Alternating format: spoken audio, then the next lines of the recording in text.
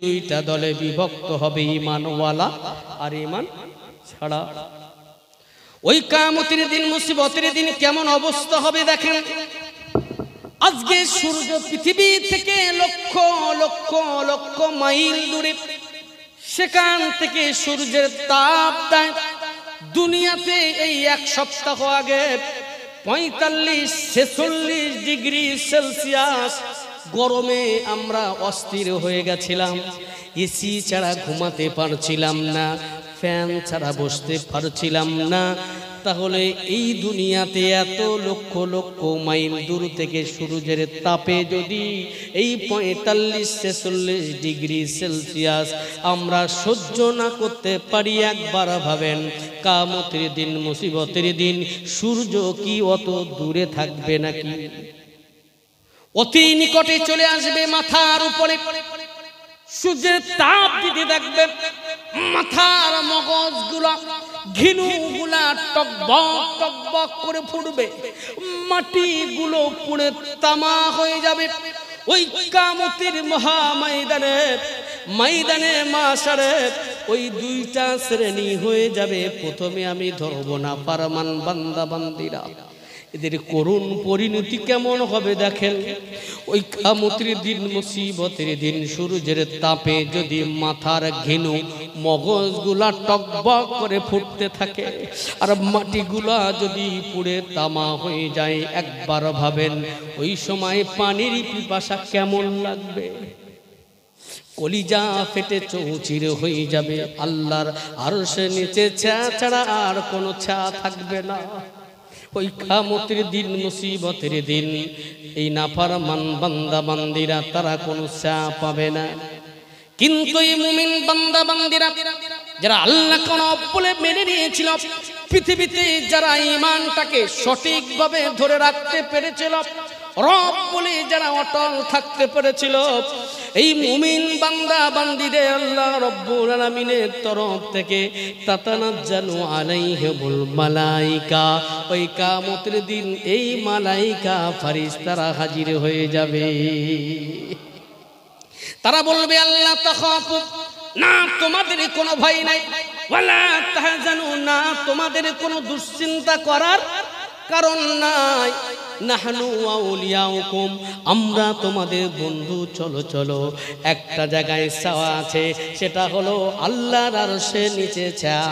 চলো সেই জায়গাতে ওই কোটি কোটি মিলিয়ন বিলিয়ন বান্দা বান্দি, 1 কোটি 2 কোটি মানুষ নয়, পৃথিবীর শুরু থেকে যত মানুষ এসেছিল, বর্তমানে যা আছে, আর কিয়ামত পর্যন্ত যত মানুষ আসবে, সমস্ত crore crore million billion trillion সমস্ত বান্দা বান্দিরা কিয়ামতের দিন আল্লাহ রাব্বুল আলামিন একটা জায়গায় করবেন। ওই হাসরের ময়দানে কিয়ামতের দিন কোথায় আল্লাহর আরশ আপনি কোথায় খুঁজে পাবেন? ওই সময় বন্ধু ফেরেশতারা নাজিল হয়ে যাবে, বলবে আল্লাহ তাখাফু, না তোমাদের কোনো ভয় নাই, চলো চলো চলো একটা জায়গায় চলো, আল্লাহর আরশের নিচে ছায়া, চলো ওই জায়গাতে গিয়ে একবার দাঁড় করিয়ে দেব, আর তোমাদের কোনো তাপ লাগবে না, গরম লাগবে না। রাস্তা ক্লিয়ার করে সিকিউরিটি বেনে গিয়ে এই বন্ধু ফেরেশতারা আল্লাহর আরশের নিচে দাঁড় করিয়ে দেবে। শুধু তাই নয়, কিয়ামতের দিন, ওই মুসিবতের দিন বান্দা বান্দিদের কলিজা ফেটে যাবে, চৌচির হয়ে যাবে, পানির পিপাসায় কাতর হয়ে যাবে, বান্দা বান্দিরা দিশেহারা হয়ে যাবে।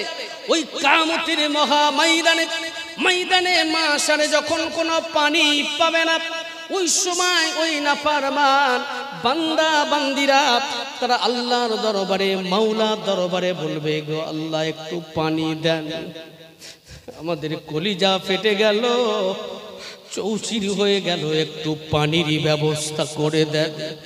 আমার রব্বে কারীম আল্লাহ ওই কিয়ামতের দিন, মুসিবতের দিন নিজের বুকটাকে আল্লাহ ঘুরিয়ে নেবেন, রহমতের দৃষ্টি তাদের দিকে দেবেন না। আমার আল্লাহ যখন মুখটা ঘুরিয়ে নেবে, এই নাফরমান বান্দা বান্দিগুলা ওই কিয়ামতের মহা ময়দানে মাশারে যখন রব্বে কারিমের দিকে চিৎকার করতে থাকবে, আল্লাহ একটু পানির ব্যবস্থা করে দেন। আমার আল্লাহ আবার ওই সময় নিজের রহমতের দৃষ্টিটা ওই নাফরমান বান্দা বান্দির থেকে ঘুরিয়ে নেবে। একবার, দুইবার, তিনবার এইরকম ভাবে আমার আল্লাহ রহমতের দৃষ্টি যখন ঘুরিয়ে নেবে, ওই সময় আল্লাহ দরবারে নাফরমান বান্দা বান্দি বলবে, আল্লাহ একটু কি পানি দেবেন না আল্লাহ। আল্লাহ যখন মুখটা ঘুরিয়ে নেবে, একবার ভাবেন কিয়ামতের ময়দানে মাশারে আল্লাহ রাব্বুল আলামিন যদি আমাদের দিক থেকে রহমতের দৃষ্টিটা যদি ঘুরিয়ে নেয়, কোথায় যাব, কার কাছে যাব, বিচার কার কাছে দেব? আর কোথাও বিচার দেওয়ার জায়গা নাই। ওই কিয়ামতের দিন, মুসিবতের দিন বান্দা বান্দিরা দিশেহারা হয়ে যাবে। আমার আল্লাহ ওই সময় বলতে থাকবে, রে গোলাম, এই বান্দা বান্দিরা, আমি আল্লাহ আমাকে রব বলে মানিস নাই, পৃথিবীতে আমি আল্লাহ বলে তারা প্রভু বলে মানিস নাই। আমি আল্লাহ আমার রহমতের দৃষ্টি তোদের দিকে পড়বে না। আমি আল্লাহ তোদের জন্য রহমানুর রহিম নয়। আমি আল্লাহ তোদের জন্য গফুরুর রহিম আজকে নয়, রহমানুর রহিম নয়। আমি আল্লাহ তোদের জন্য আমার নাম হলো কাহার। ফেরেশতারা যা জাহান্নামে চলে যাও, জাহান্নাম থেকে উত্তপ্ত ফুটন্ত রক্ত আর পানিগুলো নিয়ে, রক্ত আর পুঁজগুলো জাহান্নাম থেকে নিয়ে ফেরেশতারা জাহান্নামে চলে যাবে। উত্তপ্ত ফুটন্ত ওই রক্ত আর পুঁজগুলো নিয়ে বান্দা বান্দির কাছে ওই যখন নিয়ে আসবে নাফরমান বান্দা বান্দিগুলা, যখন তাদের সামনে ধরা হবে, পানির পিপাসা লেগেছে, নাও পান করো। নাফরমান বান্দা বান্দিগুলা পানির পাত্র সামনে নেবে, দেখবে টকবক টকবক করে ফুটছে। বান্দা বান্দিরা ভাববে, আজকে এই ফুটন্ত উত্তপ্ত ফুটন্ত রক্ত আর পুঁজ এগুলো কিভাবে সেবন করব? নবী আমার বলেন, ওই সময় ওই নাফরমান বান্দা বান্দিরা যে তারা মুখের কাছে নিয়ে আসার চেষ্টা করবে, যখন তারা মুখের কাছে ধরবে আর নিচের ঠোঁটটা ঝুলে যাবে, নাভি পর্যন্ত ঝুলে যাবে, এমন উত্তপ্ত ফুটন্ত রক্ত আর পুঁজ যখন নাভি পর্যন্ত ঝুলে যাবে, ওই সময় বান্দা বান্দিরা দিশেহারা হয়ে যাবে। কি করব? তারা একটু রেখে ঠান্ডা করার চেষ্টা করবে। এটা কি দুনিয়ার কোনো আগুনে পোড়ানো নাকি জাহান্নামের আগুনে পোড়ানো? টকবক টকবক করে ফুটতে থাকবে, আর ওই অবস্থাতে তারা খাওয়ার চেষ্টা করবে। যেই তারা মুখের ভিতরে নেবে, ঢোক মেরে একটা ঢোক কেবল নেবে, যেই গিলে খাওয়ার চেষ্টা করবে, দেখি কলিজা ঠান্ডা হয় নাকি। যেই সেবন করবে, মুহূর্তের ভিতরে পেটের ভিতরে যত সব নাড়ি ভুড়িগুলা সব গলে গিয়ে পায়খানার দরজা দিয়ে বার হয়ে যাবে। সহ্য করা যাবে না। নবী বলে, পৃথিবীর কোন মানুষের ক্ষমতা নাই।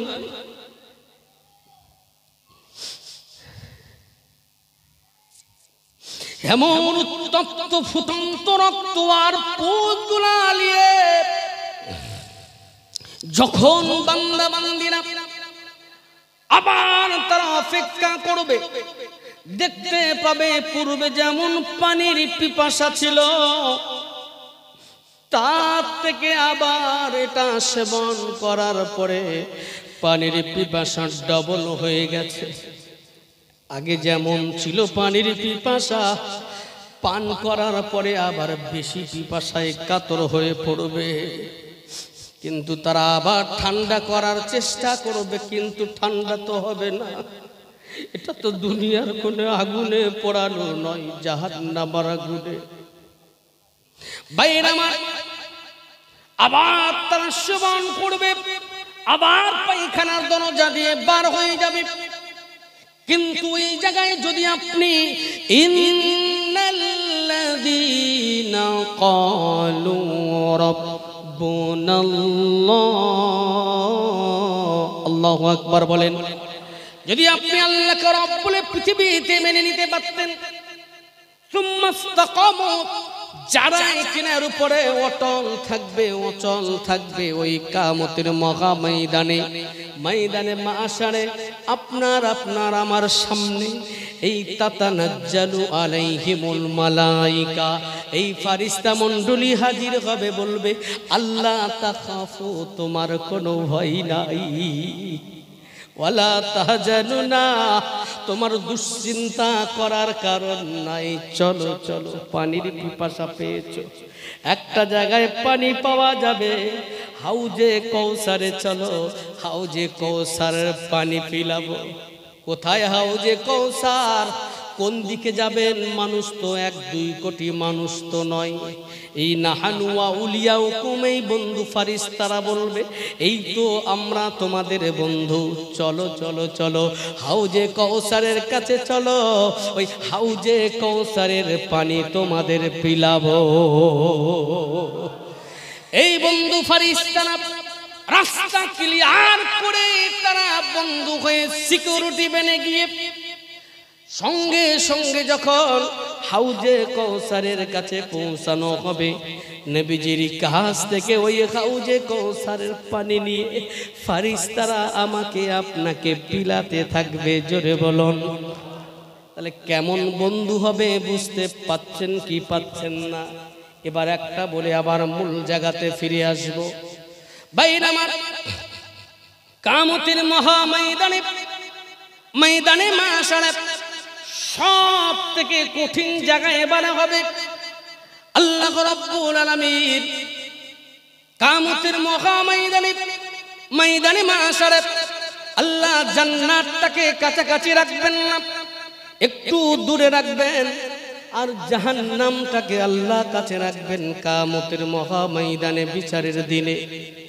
কারণ জান্নাত যদি কাছাকাছি রাখে, বান্দা বান্দি হুড়হুড়ি করে ঠেলাঠেলি করে জান্নাতে প্রবেশ করবে কি করবে না? তাই আল্লাহ জান্নাতটাকে একটু দূরে রাখবেন, আর জাহান্নামটাকে আল্লাহ কাছে রাখবেন। ওই জাহান্নামের উপর দিয়ে আল্লাহ একটা রাস্তা বানিয়ে দেবে, একটা সেতু বানিয়ে দেবে, একটা পুল বানিয়ে দেবে। ওই জাহান্নামের ওই দুর্গম পথ পাড়ি দিতে পারলে পরে, ওই সেতুটা পার হতে পারলে পরে, তারপরে আল্লাহর দ্বার জান্নাত, ওই জাহান্নামের পারে, ওই পারে জান্নাত। বলেন তো সেতুটার নাম কি? আহা, পুল সিরাত। কত চওড়া হবে? চুলের থেকে শুরু হবে, তরবারির থেকে ধারালো হবে। এটা শুনে এসেছি আমি। আজকে আপনাদের 30টা সেকেন্ড ভাবতে বলবো। এখন 30টা সেকেন্ড আপনারা ভেবে বলুন, চুলের থেকে যদি শুরু হয় আর তরবারির থেকে যদি ধারালো হয়, ওই জাহান্নামের উপর দিয়ে অত রাস্তা কি আমি আপনি নরমালি ভাবে পার হতে পারবো নাকি? সম্ভব নাকি? একবার ভাবেন, দুনিয়া দুনিয়া দুনিয়া করে মেতে চলেছে। আজ 5 বিঘা জমি আছে, 10 বিঘা কিভাবে হবে? একটা ব্যবসা আছে, 2টা ব্যবসা কিভাবে হবে? এটা আমরা বাড়িয়ে চলেছি। এই জমি জায়গাকে কেন্দ্র করে খুন খারাপিও করে ফেলি। কথা বলেন ঠিক কিনা? তাহলে আজকের আমি আপনাদের কাছে প্রশ্ন করি, এটা যদি একবার আজকের ভাবেন, পুল সিরাত সবার পার হতে হবে, কিভাবে পার হব? আজকের মাহফিলে এই কথাটাই যথেষ্ট হেদায়েত পাওয়ার জন্য। ভাইরা আমার, বাপচিরা আমার, এই চুলের থেকে সরু তরবারির থেকে ধারালো কিভাবে পার হব একটু শুনে নেন। আর এই বন্ধু ফারিস্তারা ওখানে কি কাজে আসবে আমাদের? ওই কিয়ামতের মহাময়দানে ময়দানে মাশারে জাহান্নামের দ্বারে ওখানেও দুইটা শ্রেণী হবে, দুইটা দল হয়ে যাবে। কয়টা দলের কথা বলছিলাম বলেন তো? একটা হলো ঈমানওয়ালা আর ঈমান ছাড়া। প্রথমে শুনুন, নাফরমান বান্দা বান্দি যারা আল্লাহকে রব বলে মেনে নাই না, তারা ওই নাফরমান বান্দা বান্দি গুলা জাহান্নামের দ্বারে যখন দাঁড়িয়ে যাবে, ফারিস্তারা বলবে পার হয়ে যাও। ওই জাহান্নামের উপরে পুলসিরাতের কাছে, জাহান্নামের উপরে ওই পুলসিরাতটাকে যখন পার হতে বলবে, ওই নাফরমান বান্দা বান্দি গুলা যেই তারা পাটা দেবে, একটা সেকেন্ড সময় লাগবে না, মুহূর্তের ভিতরে মাঝখান থেকে দ্বিখণ্ডিত হয়ে গিয়ে দুইটা ভাগে ভাগ হয়ে গিয়ে জাহান্নামের অতল তল দেশে পৌঁছে যাবে। একটা সেকেন্ড সময় লাগবে না, গায়ের চামড়া, গায়ের গোশত, হাড় হাড্ডিগুলা সব পুড়ে ছাই হতে 1 মিনিটও নয়, 1 সেকেন্ড সময় লাগবে না পুড়ে ছাই। এইরকম নরমাল দেহ নিয়ে আল্লাহ জাহান্নামাই দেবে নাকি? না, শুনে নেন, জাহান্নামী যারা হয়, এই জাহান্নামীদের দেহর দৈর্ঘ্য মোটা কত জানেন? আল্লাহ কত তাজা করবে জানেন নাকি? শুনে নেন, জাহান্নামী যারা হবে আল্লাহ রাব্বুল আলামিন জাহান্নামীদের দেহ কত মোটা করবে শোনেন। নবী বলেন, আমার সাহাবায়ে কেরামেরা, এ আমার সাহাবীরা, তোমরা কি জানো জাহান্নামী যারা হবে তাদের দেহর দৈর্ঘ্য কত মোটা হবে? লা ইয়া রাসূলুল্লাহ, জানি না। নবী বলেন, শুনে রেখে দাও, এই মক্কা থেকে মদিনা পর্যন্ত যতটা দূরত্ব, এই মক্কা থেকে মদিনা যতটা রাস্তা, একজন জাহান্নামী যারা হবে তাদের দেহর ডান সাইডের কাঁধ থেকে বাম সাইডের এই কাঁধ পর্যন্ত, এই যে জায়গা তাদের শুধু দেহটা মোটা হবে, ওই রকম মক্কা থেকে মদিনা যত দূরত্ব, মক্কা থেকে মদিনা হলো 472-73 কিলোমিটার। একবার ভাবেন, 472-73 কিলোমিটার মানে প্রায় 500 কিলোমিটার। এই 500 কিলোমিটার একজন বান্দা বান্দি যদি মোটা হয়, তাজা হয়, এত মোটা, চামড়া তো অনেক পুরু হবে, বুঝতেই পারছেন। শুধু দাঁত শোনেন, নবীজি বলেন জাহান্নামী যারা হবে তাদের এই দাঁত, এক একটা দাঁত কত বড় হবে জানো? লা ইয়া রাসূলুল্লাহ, জানি না। নবী বলেন, যারা জাহান্নামী হবে তাদের মুখের ভিতরে এক একটা দাঁত হবে উহুদ পাহাড় পরিমাণ বড় বড় দাঁত। উহুদ পাহাড় পরিমাণ যদি এইরকম বড় বড় এক একটা দাঁত হয়, তাহলে মুখের ভিতরে দাঁত কয়টা? 32টা দাঁত, মানে 32টা উহুদ পাহাড় যদি গালের ভিতরে যদি শুধু ধরে, মানে বুঝতেই পাচ্ছেন কত বড়, কত বড়, কত মোটা, কত তাজা। আমার বলার কারণ হলো, বর্ণনা দেওয়ার কারণ হলো, এত মোটা, এত তাজা, এত মোটা, অসত্ত্বেও একটা সেকেন্ড সময় লাগবে না পুড়ে ছাই হয়ে যেতে। মুহূর্তের ভিতরে পুড়ে ছাই, হাড় হাড্ডি গোশত গুলা সব পুড়ে ছাই হয়ে যাবে। আল্লাহ তাআলা আবার বানাবেন, আবার পুড়িয়ে ছাই করবে, আবার বানাবে, আবার ছাই করবে, আবার বানাবে, পূর্বের মতো আবার ছাই করবে। এইভাবে শুধু চলতেই থাকবে, চলতেই থাকবে। এমন মোটা দেহ, তাজা দেহ পুড়ে ছাই করবে, বানাবে, আবার আবার পোড়াবে, আবার ছাই হবে, কিন্তু মরবেন না। ভাইরা আমার বলার কারণ হলো, তাহলে একটা একটা পাও চলতে পারবে না। ওই জাহান্নামের উপরে পুলসিরাতটা একটা পাও কেউ আগে বাড়িয়ে দিয়ে যেতে পারবে না। কিন্তু ওই জায়গাতে যদি আপনি ওই ইন্নাল্লাযীনা ক্বালু রাব্বুনাল্লাহ, আল্লাহু আকবার বলেন, আপনি যদি আল্লাহকে রব বলে মেনে নিতে পারেন, সুম্মাস্তাকামু, যদি ওর উপরে দাঁড়িয়ে থাকতে পারেন, তাহলে পরে আল্লাহর ঘোষণা এই জায়গায় তাতানাজ্জালু আলাইহিমুল মালাইকা, আল্লাহর ওই মালাইকা ফারিস্তা জাহান্নামের মুখে জাহান্নামের গেটে মুহূর্তের ভিতরে নাজিল হয়ে যাবে। বলবে আল্লাহ তাখাফুনা, তোমার কোনো ভয় নাই, ওয়ালা তাহজানু, তোমার কোনো দুশ্চিন্তা করার কারণ নাই, এই জাহান্নামা দেখে তুমি ভয় করছো না। নাহানু আউলিয়াউকুম, এই তো আমরা তোমাদের বন্ধু, ফিল হায়াতিদ দুনিয়া ওয়া ফিল আখিরাত, দুনিয়ায় যেমন বন্ধু ছিলাম এই আখিরাতেও তেমন বন্ধু। আমরা বিপদে ফেলে চলে যাব না। জাহান্নাম দাও দাও করে জ্বলছে, আর এই পুলসিরাত সরু পুলসিরাতে রেখে চলে যাব নাকি? না না, চলে যাব না।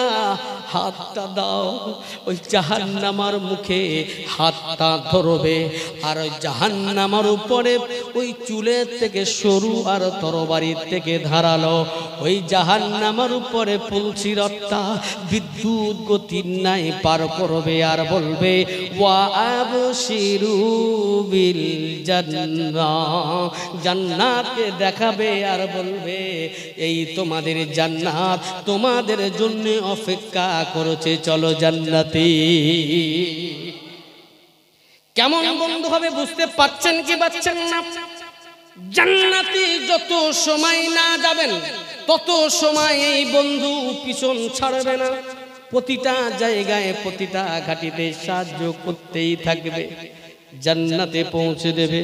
আরো একটু অন্তর থেকে বলুন সুবহানাল্লাহ, একটু জোরে বলুন আলহামদুলিল্লাহ, সুবহানাল্লাহ, আলহামদুলিল্লাহ, লা ইলাহা ইল্লাল্লাহ, লা ইলাহা ইল্লাল্লাহ, মুহাম্মাদুর রাসূলুল্লাহ সাল্লাল্লাহু আলাইহি সাল্লাম জান্নাতে পৌঁছে দিল। এবারে তারপরে আল্লাহর ঘোষণা দেখেন কি? এই পর্যন্ত ওয়াজ আমার বুঝতে পেরেছেন তো আপনারা? তাফসীর বুঝতে পারেননি? আলহামদুলিল্লাহ। এবার তারপরে ওয়াজ অসুবিধা হচ্ছে না তো? আলোচনা চলবে ইনশাআল্লাহ? চলবে চলবে। দেখি একবার তাকবীরের আওয়াজ, নারে তাকবীর, নারে তাকবীর। বাইরে আমার এবার আল্লাহর ঘোষণা দেখেন। আল্লাহ বলছেন কি? ওই সূরা হামিম সাজদার 31 নম্বর আয়াতে কারিমার মাঝখান থেকে এবার আল্লাহর ঘোষণা। আল্লাহ কি বলছেন দেখেন, ওয়ালাকুম ফিহা মা তাশতাহি আনফুসুকুম ওয়ালাকুম ফিহা মা তাদউন। আল্লাহু আকবার বলেন। আল্লাহর ঘোষণা হলো, আল্লাহ বলছেন কি?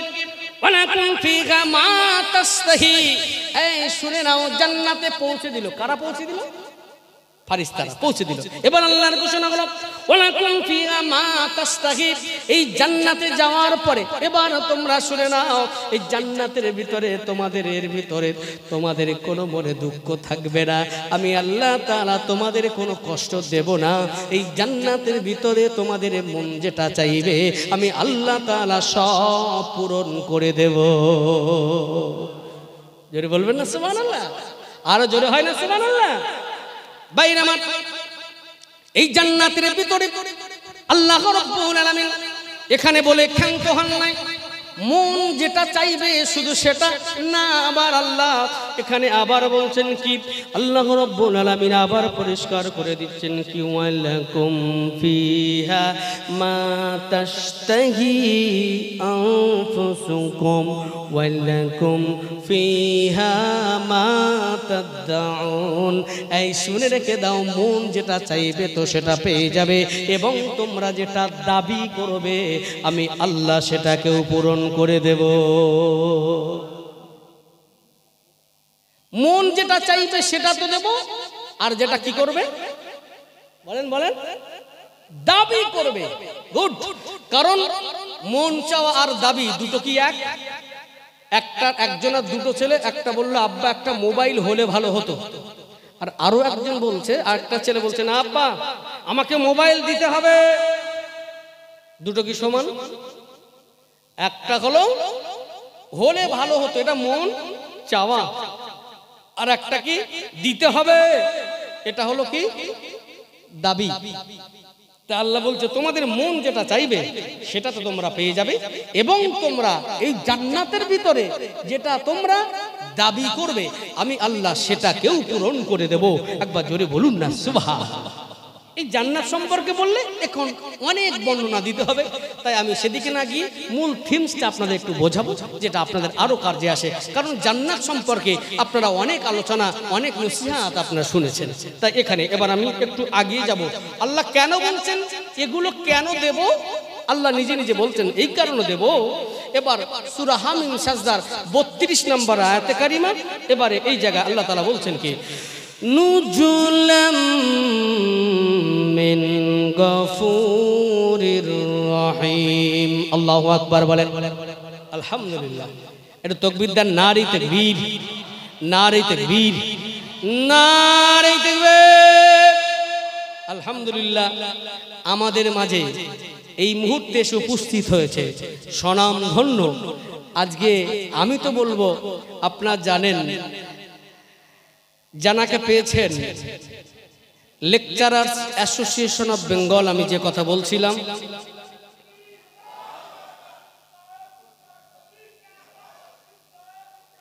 জিন্দাবাদ, নারে তাকবীর।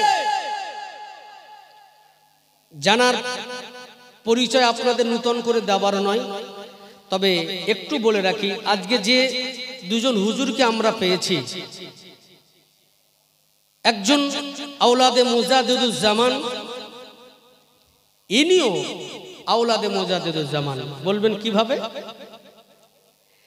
সব থেকে বড় ব্যাপার, আজকে আমাদের মাঝে আসবেন কাইয়ুমুজ্জামান বড় হুজুর পীর কেবলা রহমাতুল্লাহ আলাইহি, লাখটে জিগার, কলিজার টুকরা পৌত্র পীরজাদা আলহাজ মাওলানা সাওবান সিদ্দিকী ভাইজান। সকলে খুশি না আপনারা?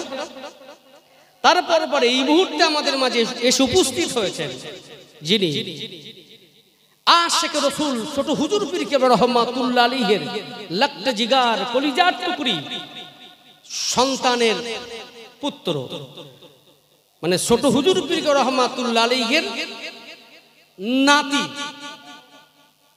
এবং হরিণকলা পীর সাহেব হুজুরের পোতা। তাহলে দুই দিক দিয়ে তানার রক্তে, তানার দেহে সেই রক্তের স্রোত বইছে।